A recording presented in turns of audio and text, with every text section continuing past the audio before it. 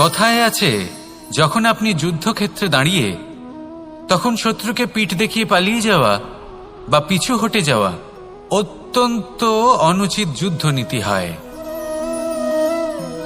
কথায় আছে যে শ্রেষ্ঠ যুদ্ধ নীতি হলো সেটাই যেখানে আপনি অস্ত্র হাতে নিয়ে এগিয়ে যান, সাহসের সাথে যুদ্ধ করে শত্রুকে পরাস্ত করে ফিরে আসেন। আর সেটাই আমি করেছিলাম।